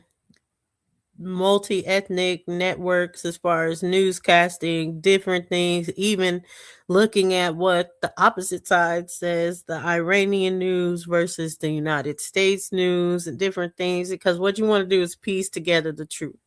So we see here as far as them saying all the components, and if you're keeping up right now, they're already talking about shutting down the Strait of Hormuz as we speak because of the conflicts that are going. So that's going to cause even more people to get into the conflict. But I wanted to do a funny break because Dave Chappelle is like really before his time and he's a genius. And this is funny, but also just look at the comparison, the parallels, because this is so true. This is what happens.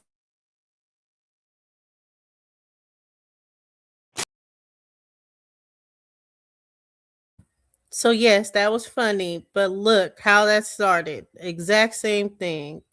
Um and this is, during the Bush presidency. Everybody remembers the Afghani-Iraqi war. It started off saying they need a regime change. So we need to go out and take out the president. Then we get a president or a supreme leader assassination like we just had right now. After that, that leads to civil unrest. Trump is already saying how he's discussing the new leaders that are the potentials to be taking over Iran currently and different things like that.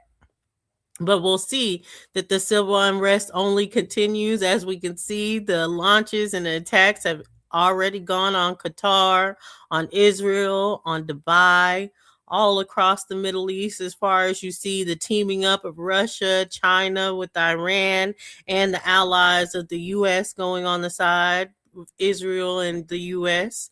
when it comes to this. So everything is preparing for it to be the exact same. My question is, since everyone had so much disdain, especially in the Black community, for President Bush at the time, mainly because of how he dealt with Katrina.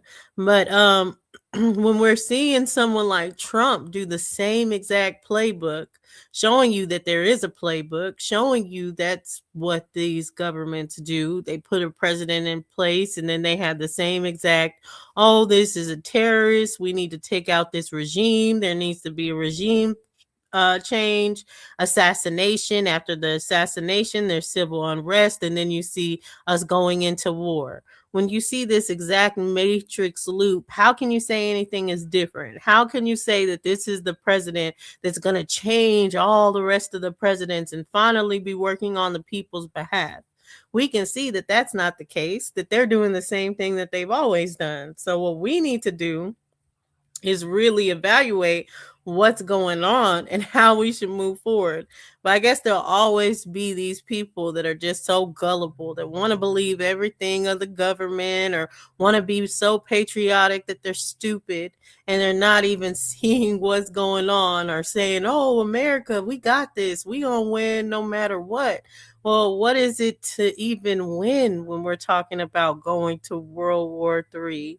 Yes, we may not be the overall losers, but in any case of these wars, we're definitely going to see the oil prices go up exponentially through this time, just like we saw in the Iraqi war. We're going to see years and years of warring with no resolution, with civil unrest, as far as us being over there and trying to say we're going to establish a new regime that's healthy and for democracy or anything like that, while we see thousands of people dying, and really close to millions when you're talking about both sides of the coin. When you're talking about all the people on the Western side, all the people on the Middle East side, we're going to have millions of casualties, and we may see some kind of benefit. But overall, when you look back in Iraq, that wasn't one. We didn't win that. We just had to end it. George Bush was a neocon Reno. You would have to come up here, Bad Hombre. I don't know what language that is to even start and be like what you're talking about. But yeah, so we just see these things happening over and over again. I don't understand how people are not and can't peep the plays by this point, especially since in most of our lifetime we've lived at least this happening how many times now? And for some of y'all, even more times.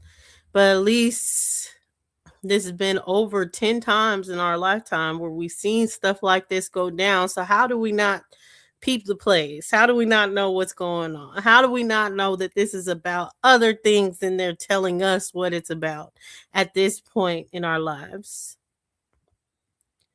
So let me go ahead and I had another video of the Venezuela and Iran alliance so we can see a little bit more and deeper of why did Trump target Venezuela and Iran in the first place.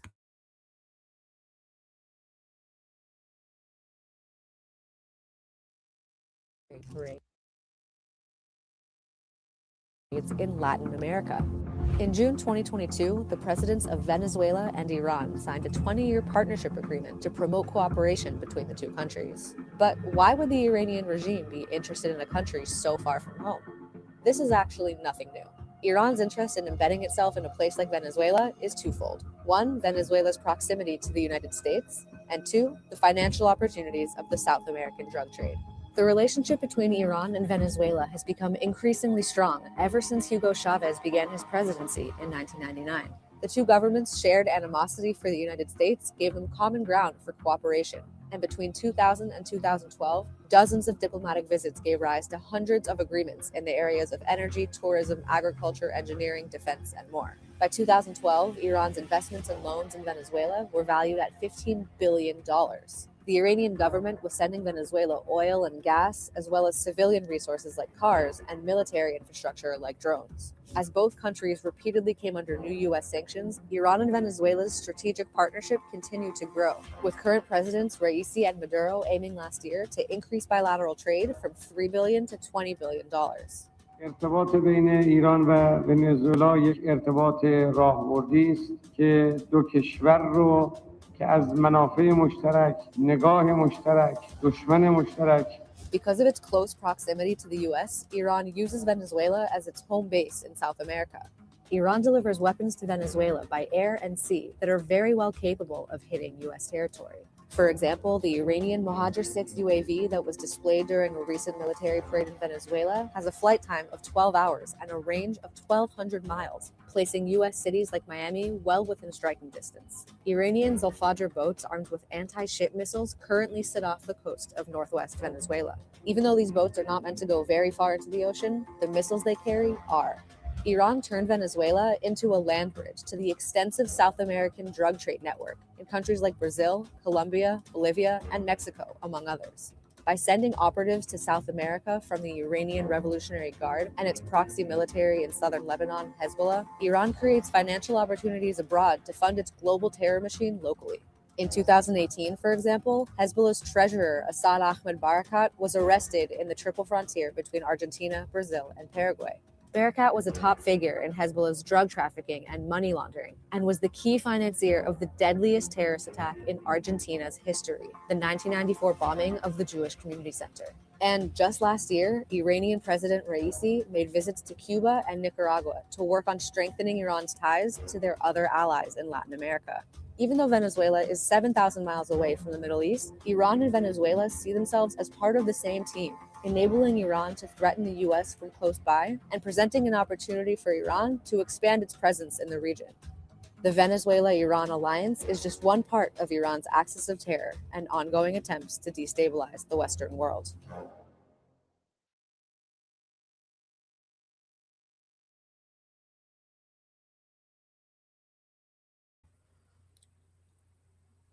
I hate Reno, Susan Collins, Mitch McConnell, etc., and George Bush. Well, okay, so then answer me this, bad hombre. If you hate the Renos, you say George Bush is a Reno. What's the difference of what Trump is doing from what George Bush did in Iraq? How is this different? How is this going to be a better situation for the United States as a whole, being in this conflict with Iran, than what the conflict of Iraq did? Because all that did was we lost people. I think some people, Dick Cheney, I'm not sure, maybe Warren Buffett, some companies made some money through the process for sure, but overall it's not seen as a war that we definitively won. It's not seen as something like, oh, the United States gained their objectives. It was just a long war that Obama ended up being like, okay, we just need to get out of Iraq at this point, in Afghanistan. We've been here too long, and lower taxes and smaller government. For who? For us? For Iran? You're saying Trump is establishing lower taxes and smaller government? But yeah, Obama just had to go out and be like, this is just this is futile at this point. We just have to escape this. And I don't see how this is any better, especially it definitely looks like, I'm not saying that Venezuela is still militarized or anything. It looks like they definitely did their purpose of demilitarizing the Venezuelan zone, but that is really close for comfort. So when we're talking about going into a World War III in an aspect that there has been no real attacks or a real war effort since like the Civil War here, other than what they call 9/11, but we won't get into the conspiracies of 9/11, but just that there hasn't been that here. Are we opening it up where that is going to happen here? It's inevitable that World War III is going to touch the United States of America. Yes, lower taxes for us, I'm guessing that you're saying. And that's from the war in Iran, that's going to establish some lower taxes for us?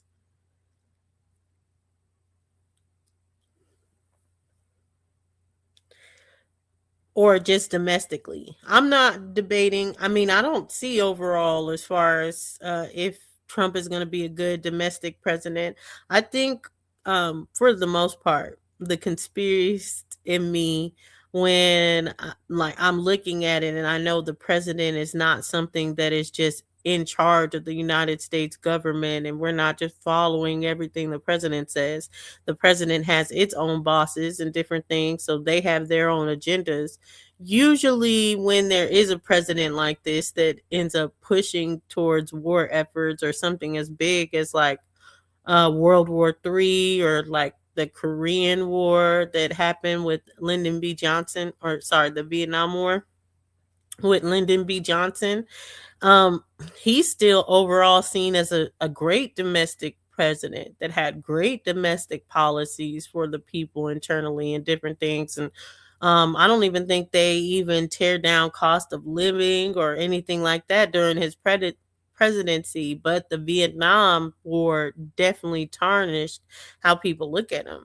So I think it could be the same, similar. Trump will still go ahead and do a lot of things that will benefit the American citizens domestically. He'll probably move forward with lower taxes. We may get a bigger check when it comes down to tax seasons and different things like that. But overall, when we're talking about our strength, our alliances on the other side, what losses are we going to take here? Because there are going to be some losses. Nixon was better than who? Lyndon B. Johnson or Trump?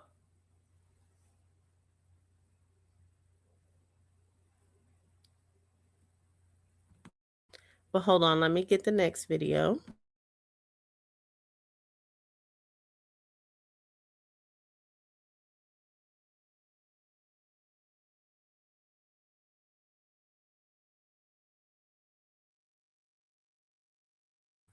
Yeah, Nixon's better than Lyndon B. Johnson as far, I mean, obviously Watergate took him down.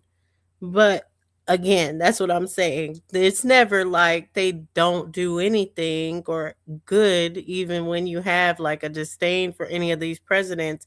But I see it as they always had these agendas in the forefront. People are the electoral college and the associated corporations that are running the electoral college. There's a reason they pick a person, and they know why they're picking a person to be the president prior to them picking them. They already had their set of itinerary that what their 4 years is going to look like, because they have what they want them to establish. But okay, let's go ahead and see. This is what Putin has said after the supreme leader's death in Iran.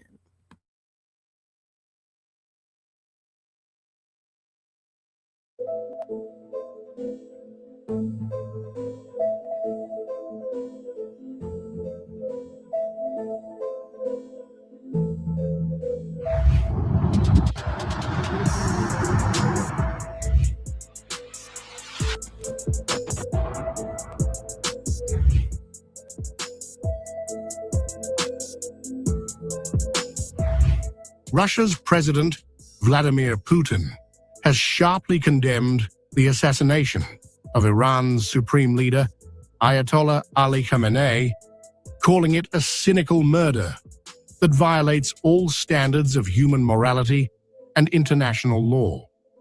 Putin expressed deep condolences to the Iranian people, government, and Khamenei's family, stressing the international ramifications of the act. Please accept my deepest condolences in connection with the assassination of the Supreme Leader of the Islamic Republic of Iran, committed in cynical violation of all norms of human morality and international law.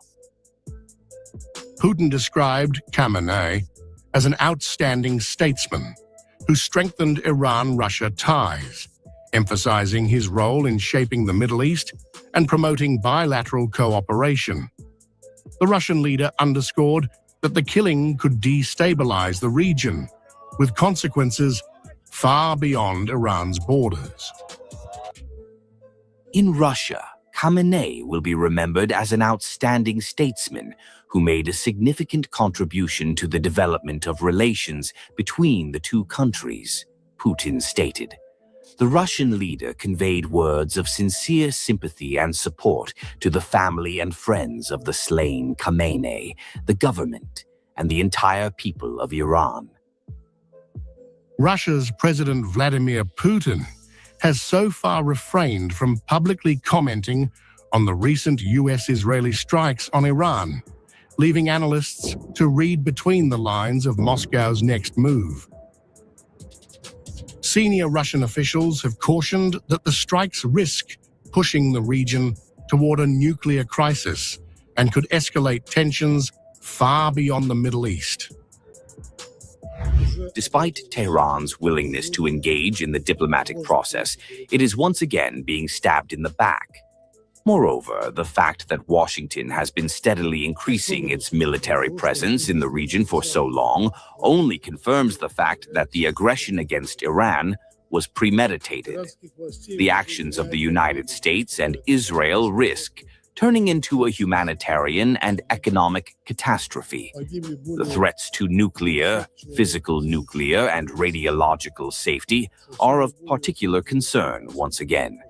The statements made today by U.S. President Donald Trump that this operation is aimed at preventing Iran from acquiring nuclear weapons are not justified. Tehran has consistently stated that it has no such plans and complies with its obligations under the Nuclear Non-Proliferation Treaty. Analysts suggest Putin's statement is both a moral condemnation and a strategic warning to the US and Israel. Moscow's support signals potential alignment with Tehran in political, military, or diplomatic arenas, increasing the risk of coordinated pushback against Western actions in the region.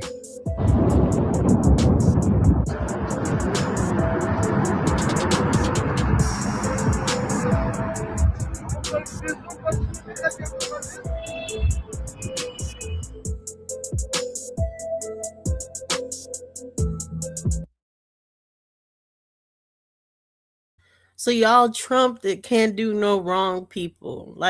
And salute MacD. What are y'all saying when Putin says these things? When they're like consequences are gonna go far beyond just sticking to the Middle East or really threatening to get involved in different things like that? Are y'all saying, oh, there's nothing to be concerned about? Who is Russia or anything like that? Are y'all thinking that Trump is going to be able to negotiate his way out of this with other alliances? Y'all can put that in the chat. And again, feel free to hit the panel. This is an open panel. But yeah, what do you guys think about that? Like, are y'all just trusting in Trump that he's going to be able to get peaceful negotiations out of this? Also, Brother Nazir was talking about earlier, and I know Yodi had mentioned this as well, as President Trump saying that he would be the one that ends wars forever, and there would never be a war, and there would be no need for violence or anything like that, of what he was saying when he was campaigning. But all that's bullshit. All of them always campaign and say there won't be a war. I can be able to negotiate different things like that. But again, war efforts are based on resources. If there is a resource that is up to question for a particular country or anything once, then war will always be on the table, because war is about resources. But while you all are contemplating about that, to really see, what y'all are feeling like Trump can be able to do as he moves forward, let's look at this. This is from a couple years back, but this is just showing how they're developing their relationships between China and Russia.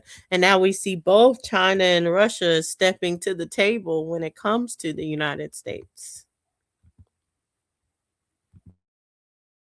The meeting in Moscow between China's Foreign Minister Wang Yi and Russia's Foreign Minister Sergei Lavrov marks another formal step in the strategic alignment between the two governments.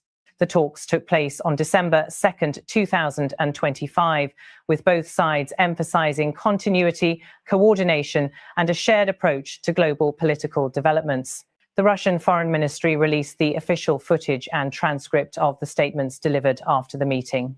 Wang Yi, speaking in Mandarin, framed the relationship as entering what he called a new phase. In his remarks, he described the ties between Beijing and Moscow as moving into a new historical era.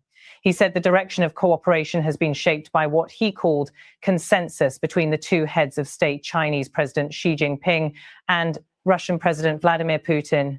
Wang Yi reaffirmed what has become one of the consistent pillars of Chinese diplomacy in relation to Russia, a stated commitment to expanded strategic coordination in international affairs. He said the Chinese government intends to strengthen what he called mutual support, deepen coordination across global issues, and widen cooperation intended to bring economic benefits to both countries.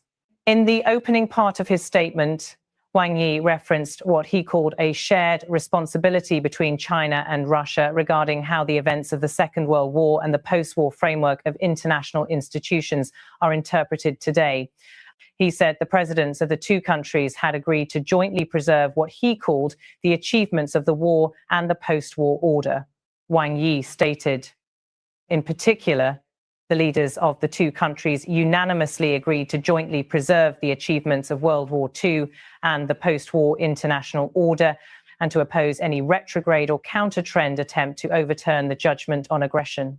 This has demonstrated to the whole world our powerful voice in the defense of international justice and fairness. This language continues a recurring theme in public messaging by both governments, which have increasingly drawn parallels between their current diplomatic positions and historical narratives related to the outcome of the war and the institutions formed afterward. Wang Yi then turned to the future trajectory of bilateral ties. He said that China's assessment is that relations with Russia are now entering a new historical era, and that Beijing intends to implement decisions previously reached by Xi Jinping and Vladimir Putin. He said the two countries seek to build what he called stronger mutual support and more active strategic coordination. He emphasized cooperation aimed at practical benefits. He stated, "The development of China-Russia relations is entering a new historical era. We are ready to work with the Russian side to fully implement the important consensus reached by the two heads of state. Through stronger mutual support, more vigorous strategic coordination, and more enterprising, mutually beneficial cooperation, we will bring more benefits to the people of both countries and promote the development of a fairer and more equitable international order. Wang Yi's comments reflect Beijing's consistent public framing of its partnership with Moscow as stable, long-term, and rooted in state-to-state alignment rather than short-term geopolitical shifts. Chinese officials have repeatedly described the partnership as non-allied, non-confrontational, and not directed against any third party, while simultaneously signaling that the two governments view many international challenges through similar lenses. The meeting in Moscow follows a series of high-level diplomatic exchanges this year. China and Russia have increased the frequency of ministerial visits, joint statements, and policy consultations. Officials from both countries have emphasized coordination on global governance reforms, economic cooperation, and the development of alternative financial and political mechanisms not centered on Western institutions. In parallel, trade between the two countries has expanded significantly in recent years. China remains Russia's largest trading partner, and Russia has increased its exports of energy resources to China. Following the sweeping Western sanctions imposed on Russia in earlier years, the Russian government has continued to diversify trade flows toward Asian markets, with China occupying the central position in that adjustment. At the same time, Chinese imports of Russian energy have become a key component of bilateral economic ties. Both governments have highlighted the role of cross-border infrastructure, including oil and gas pipelines, as part of long-term cooperation. Diplomatic engagement between Beijing and Moscow has also grown in the fields of security, dialogue, and international coordination. Russia and China have repeatedly aligned their positions on major resolutions within the United Nations Security Council. Both have called for what they describe as a more multipolar international system and have criticized policies that they say contribute to bloc confrontation. Wang Yi's visit to Moscow comes at a time when the geopolitical environment remains characterized by heightened rivalry between major powers, with both China and Russia facing pressure from the United States and several European governments over their respective foreign policies. In recent years, both Beijing and Moscow have publicly rejected Western criticism of their domestic governance, economic practices, and international conduct. In his Moscow remarks, Wang Yi did not directly reference specific Western countries. Instead, he framed the bilateral partnership as an anchor of stability and a model of state-to-state cooperation based on mutual interests. He said that China intends to carry forward what he described as fair and just principles in global affairs in coordination with Russia. The meeting concluded without the announcement of new major agreements. However, both sides signaled commitment to continuing cooperation across diplomatic, economic, security, and multilateral institutions. Russian officials have emphasized in previous statements that cooperation with China remains one of Moscow's highest foreign policy priorities. China, for its part, has repeatedly stated that relations with Russia are rooted in what it calls a strategic foundation formed by the two heads of state.